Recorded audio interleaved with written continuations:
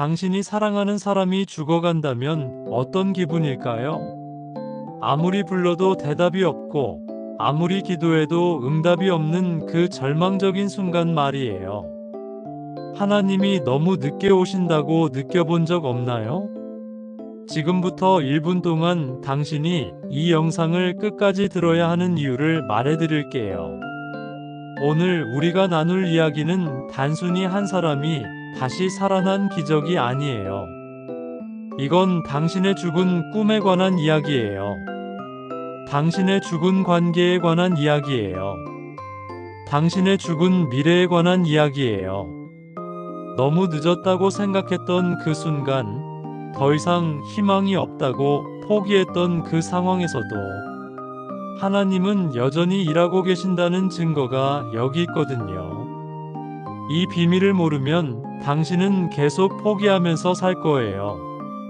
하지만 이걸 알면 당신의 인생이 완전히 달라질 거예요. 계속 함께 해주세요. 옛날 베단이라는 마을에 나사로라는 남자가 살았어요. 그에게는 마르다와 마리아라는 두 명의 누나가 있었어요. 이 세 남매는 예수님과 아주 가까운 사이였어요. 예수님이 그 동네에 오시면 이 집에 머물곤 하셨어요. 그만큼 친밀한 관계였던 거예요. 성경은 이 가족을 특별히 사랑하셨다고 기록하고 있어요. 그런데 어느 날 나사로가 병에 걸렸어요. 심각한 병이었어요. 두 누나는 걱정이 됐죠. 그래서 예수님께 사람을 보냈어요. 성경 요한복음 11장 3절에서 이렇게 기록하고 있습니다. 그 누이들이 예수께 사람을 보내어 이르되 주여 보시옵소서 사랑하시는 자가 병들었나이다. 이 메시지를 잘 봐요. 그들은 빨리 오세요라고 말하지 않았어요. 나사로가 죽어갑니다라고도 하지 않았어요. 그냥 사랑하시는 자가 병들었다고만 했어요. 왜 그랬을까요? 그들은 믿었던 거예요. 예수님이 나사로를 사랑하신다는 걸 알았기 때문에 말만 해도 오실 거라고 믿었던 거예요. 당신도 그런 믿음이 있나요? 하나님이 당신을 사랑하신다는 확신 말이에요. 말하지 않아도 아시고, 부르지 않아도 오시고, 설명하지 않아도 이해하신다는 그 믿음이요. 그런데 놀라운 일이 벌어졌어요. 예수님이 그 소식을 듣고도 바로 오지 않으신 거예요. 성경 요한복음 11장 4절에서 예수님이 이렇게 말씀하셨어요. 이 병은 죽을 병이 아니라 하나님의 영광을 위함이요. 하나님의 아들이 이로 말미암아 영광을 받게 하려 함이라. 그리고 요한복음 11장 5절과 6절이 이렇게 말합니다. 예수께서 본래 마르다와 그 동생과 나사로를 사랑하시더니 나사로가 병들었다 함을 들으시고 그 계시던 곳에 이틀을 더 유하시고 이틀을 더 머무르셨다는 거예요. 사랑하신다고 했는데 이틀이나 더 머물러 계신 거예요. 이해가 되나요? 사랑하는 친구가 죽어가는데 이틀이나 더 머물러 계신 거예요. 당신이 마르다나 마리아였다면 어땠을까요? 왜 안 오시지? 우리가 뭘 잘못했나? 우리를 사랑하신다고 하셨는데 이런 생각이 들지 않았을까요? 당신의 인생에도 그런 순간이 있지 않나요? 하나님께 간절히 기도했는데 응답이 없는 것 같은 순간요. 빨리 도와주셔야 하는데 너무 늦게 오시는 것 같은 그 순간 말이에요. 당신은 지금 그런 시간을 보내고 있을 수도 있어요. 그 이틀 후에 예수님이 제자들에게 말씀하셨어요. 요한복음 11장 7절부터 15절까지 그 대화가 기록되어 있어요. 그 후에 제자들에게 이르시되 유대로 다시 가자 하시니 제자들이 이르되 랍비여 방금도 유대인들이 돌로 치려 하였는데 또 그리로 가시려 하나이까. 예수께서 대답하시되 낮이 12시간이 아니냐. 사람이 낮에 다니면 이 세상의 빛을 봄으로 실족하지 아니하고 밤에 다니면 빛이 그 사람 안에 없는 고로 실족하느니라. 그리고 예수님이 중요한 말씀을 하셨어요. 요한복음 11장 11절입니다. 이 말씀을 하신 후에 또 이르시되 우리 친구 나사로가 잠들었도다. 그러나 내가 깨우러 가노라. 제자들이 오해했어요. 12절부터 13절이에요. 제자들이 이르되 주여 잠들었으면 낫겠나이다 하더라. 예수는 그의 죽음을 가리켜 말씀하신 것이나 그들은 잠들어 쉬는 것을 가리켜 말씀하심인 줄 생각하는지라. 그래서 예수님이 명백하게 말씀하셨어요. 14절부터 15절입니다. 이에 예수께서 밝히 이르시되 나사로가 죽었느니라. 내가 거기 있지 아니한 것을 너희를 위하여 기뻐하노니 이는 너희로 믿게 하려 함이라. 그러나 그에게로 가자 하시니. 여기서 중요한 게 보이세요? 예수님은 나사로가 죽을 줄 아셨어요. 그리고 그게 제자들의 믿음을 위한 것이라고 하셨어요. 때로 하나님이 우리의 위기를 막지 않으시는 건 그 위기를 통해 더 큰 믿음을 주시려는 거예요. 그 이틀 동안 나사로는 죽었어요. 그리고 무덤에 묻혔어요. 두 누나는 얼마나 슬펐을까요? 얼마나 실망했을까요? 예수님이 여기 계셨더라면 우리 동생이 죽지 않았을 텐데. 이런 생각이 계속 머릿속을 맴돌았을 거예요. 예수님이 도착하셨을 때는 나사로가 죽은 지 나흘째 되는 날이었어요. 성경 요한복음 11장 17절부터 19절에 이렇게 나와 있어요. 예수께서 와서 보시니 나사로가 무덤에 있은지 이미 나흘이라. 베다니는 예루살렘에서 가깝기가 하노. 리쯤 되매 많은 유대인이 마르다와 마리아에게 그 오라비의 일로 위문하러 왔더니 나흘이에요.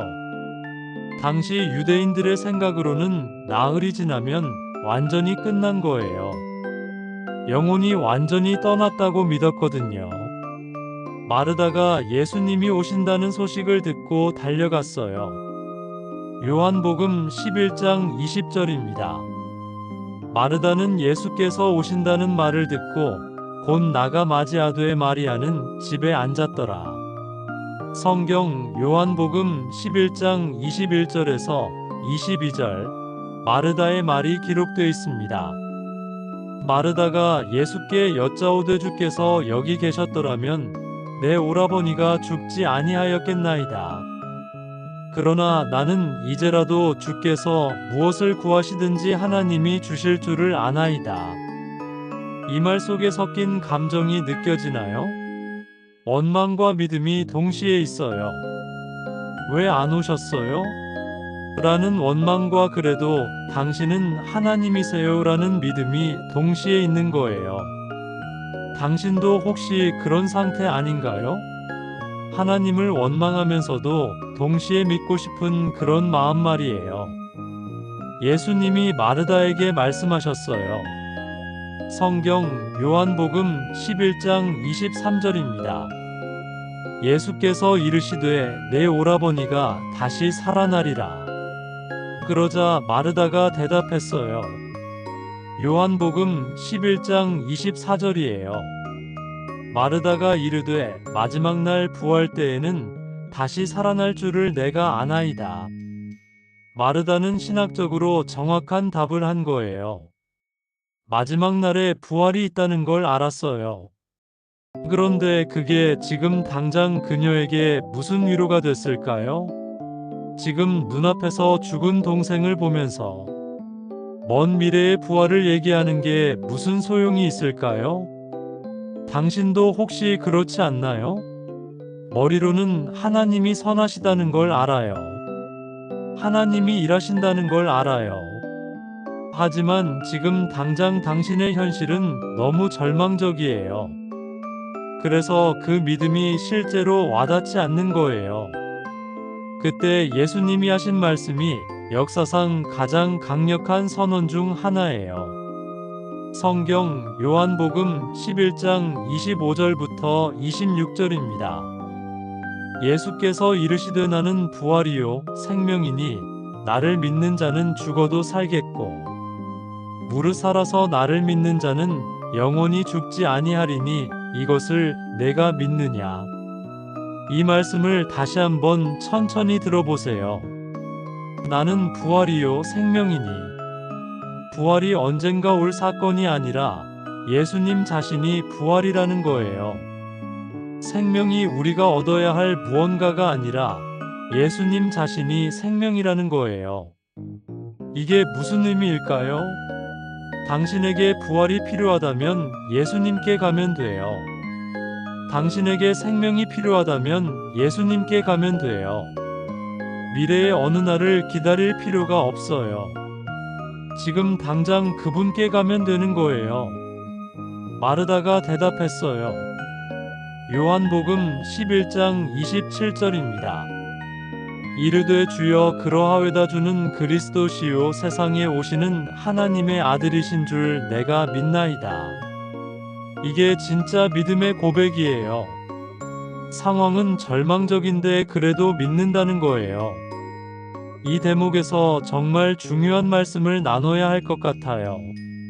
지금 이 영상을 보고 있는 당신 주변에도 죽은 것처럼 보이는 꿈을 가진 사람이 있을 거예요. 포기하고 살아가는 사람이 있을 거예요. 이 영상을 그들에게 공유해 주세요. 당신이 그들에게 부활의 소식을 전하는 사람이 될 수 있어요. 함께 천국으로 가는 길에 누구도 절망 속에 남겨두지 말아요. 구독과 좋아요도 눌러주시면 더 많은 사람들이 이 희망의 메시지를 들을 수 있어요. 마르다가 집으로 돌아가서 마리아를 불렀어요. 요한복음 11장 28절입니다. 이 말을 하고 돌아가서 가만히 그 자매 마리아를 불러 말하되 선생님이 오셔서 너를 부르신다 하니 마리아도 예수님께 달려왔어요. 요한복음 11장 32절입니다. 마리아가 예수 계신 곳에 가서 배웁고 그 발 앞에 엎드리어 이르되 주께서 여기 계셨더라면 내 오라버니가 죽지 아니하였겠나이다 하더라. 마르다와 똑같은 말이에요. 두 자매 모두 같은 생각을 하고 있었던 거예요. 주님이 여기 계셨더라면. 그리고 울었어요. 주변 사람들도 다 울었어요. 그때 성경은 예수님의 반응을 이렇게 기록해요. 요한복음 11장 33절부터 35절입니다. 예수께서 그가 우는 것과 또 함께 온 유대인들이 우는 것을 보시고 심령에 비통히 여기시고 불쌍히 여기사 이르시되 그를 어디 두었느냐 이르되 주여 와서 보옵소서 하니 예수께서 눈물을 흘리시더라. 예수님이 우셨어요. 가장 짧은 성경 구절 중 하나죠. 예수께서 눈물을 흘리시더라. 왜 우셨을까요? 나사로를 다시 살릴 거면서 왜 우신 걸까요? 그건 예수님이 우리의 고통을 함께 느끼시기 때문이에요. 우리의 슬픔을 이해하시기 때문이에요. 예수님은 차갑게 계획만 세우시는 분이 아니에요. 우리와 함께 우시는 분이에요. 당신의 눈물을 닦아주시는 분이에요. 주변 사람들이 말했어요. 요한복음 11장 36절부터 37절입니다. 이에 유대인들이 말하되 보라 그를 얼마나 사랑하셨는가 하며 그중 어떤 이는 말하되 맹인의 눈을 뜨게 한 이 사람이 그 사람은 죽지 않게 할 수 없었더냐 하더라. 예수님이 무덤으로 가셨어요. 요한복음 11장 38절입니다. 이에 예수께서 다시 속으로 비통히 여기시며 무덤에 가시니 무덤이 굴이라 돌로 막았거늘. 그리고 말씀하셨어요. 요한복음 11장 39절입니다. 예수께서 이르시되 돌을 옮겨 놓으라 하시니 그 죽은 자의 누이 마르다가 이르되 주여 죽은 지가 나흘이 되었음에 벌써 냄새가 나나이다. 현실적인 말이에요. 나흘이나 지났으니 시체가 썩기 시작했다는 거예요. 이미 늦었다는 거예요. 끝났다는 거예요. 당신도 혹시 그런 생각을 하고 있나요? 이미 너무 늦었어. 이미 다 끝났어. 이미 냄새까지 나는걸. 이런 생각 말이에요. 그런데 예수님이 뭐라고 하셨어요? 요한복음 11장 40절입니다. 예수께서 이르시되 내 말이 네가 믿으면 하나님의 영광을 보리라 하지 아니하였느냐 하시니 믿으면 하나님의 영광을 본다는 거예요. 상황이 좋아 보여서 믿는 게 아니에요. 희망이 있어 보여서 믿는 게 아니에요. 그냥 믿으면 하나님의 영광을 본다는 거예요. 돌이 옮겨졌어요. 무덤이 열렸어요. 예수님이 기도하셨어요. 요한복음 11장 41절부터 42절입니다. 돌을 옮겨 놓으니 예수께서 눈을 들어 우러러 보시고 이르시되 아버지여 내 말을 들으신 것을 감사하나이다. 항상 내 말을 들으시는 줄을 내가 알았나이다. 그러나 이 말씀하옵는 것은 둘러선 무리를 위함이니 곧 아버지께서 나를 보내신 것을 그들로 믿게 하려 함이니이다. 이 기도를 보세요. 예수님은 이미 응답받으실 걸 아셨어요. 확신이 있으셨어요. 그리고 이 기적이 주변 사람들로 하여금 믿게 하기 위함이라고 하셨어요. 당신의 삶에서 일어나는 기적도 마찬가지예요. 그건 당신만을 위한 게 아니에요. 주변 사람들이 하나님을 믿게 하기 위한 거예요. 그리고 그 순간이 왔어요. 성경 요한복음 11장 43절입니다. 이 말씀을 하시고 큰 소리로 나사로야 나오라 부르시니 큰 소리로 외치셨어요. 나사로야 나오라. 이 명령을 상상해 보세요. 죽은 지 나흘이나 된 시체를 향해 나오라고 외치는 거예요. 상식적으로 말이 안 되죠. 그런데 하나님의 말씀은 상식을 뛰어넘어요. 불가능을 가능하게 만들어요. 그리고 요한복음 11장 44절 그 놀라운 순간이 기록되어 있습니다. 죽은 자가 수족을 배로 동인 채로 나오는데 그 얼굴은 수건에 쌓였더라. 예수께서 이르시되 풀어놓아 다니게 하라 하시니라. 나사로가 살아났어요. 무덤에서 걸어 나왔어요. 죽었던 사람이 다시 살아난 거예요. 이게 가능해요? 과학적으로는 불가능해요. 의학적으로도 불가능해요. 그런데 하나님께는 가능해요. 그 결과가 어땠을까요? 요한복음 11장 45절입니다. 마리아에게 와서 예수께서 하신 일을 본 많은 유대인이 그를 믿었으나 많은 사람들이 믿게 됐어요. 이 한 사람의 부활이 많은 사람들의 믿음을 가져온 거예요. 당신의 삶에서 죽은 것이 무엇인가요? 죽은 꿈이 있나요? 당신이 젊었을 때 품었던 그 꿈, 포기했던 그 목표가 있나요? 죽은 관계가 있나요? 회복 불가능하다고 생각했던 그 사람과의 관계가 있나요? 죽은 사업이 있나요?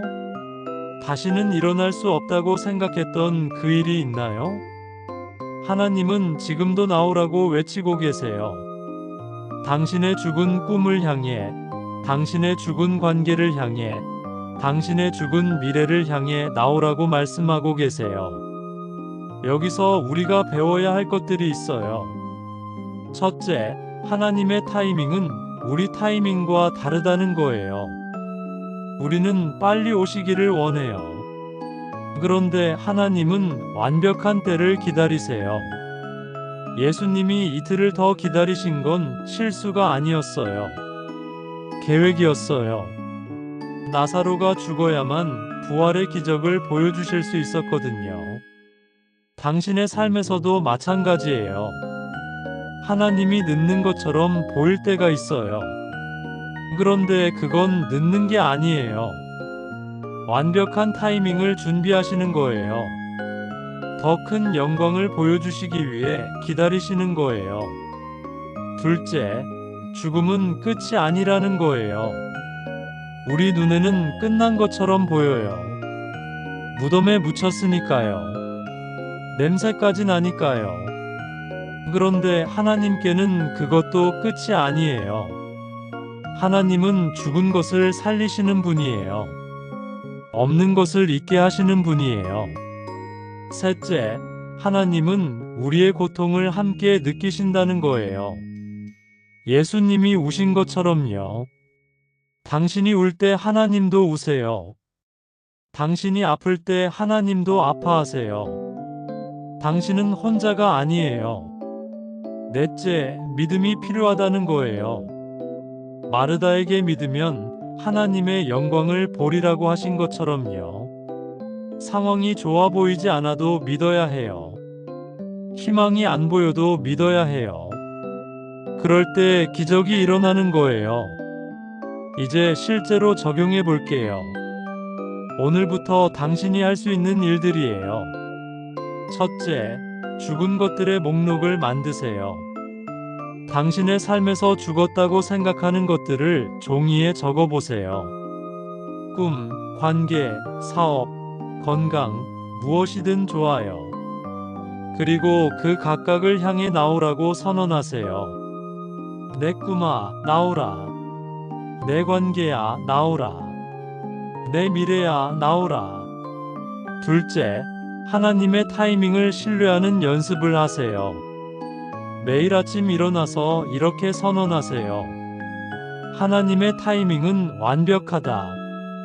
나는 기다릴 수 있다. 나는 믿는다. 조급함을 내려놓으세요. 하나님을 신뢰하세요. 셋째, 무덤에 돌을 옮기세요. 무슨 말이냐면 당신을 가로막는 장애물을 제거하라는 거예요. 예수님이 돌을 옮겨 놓으라고 하신 것처럼요. 당신의 불신을 옮기세요. 당신의 두려움을 옮기세요. 당신의 과거를 옮기세요. 그래야 부활이 일어날 수 있어요. 넷째, 큰 소리로 선포하세요. 예수님이 큰 소리로 나사로야 나오라고 하신 것처럼요. 당신도 큰 소리로 선포하세요. 내 삶에 부활이 일어난다. 내 꿈이 다시 살아난다. 내 관계가 회복된다. 말에는 능력이 있어요. 당신이 선포하면 그게 현실이 되기 시작해요. 다섯째, 주변 사람들에게 증거하세요.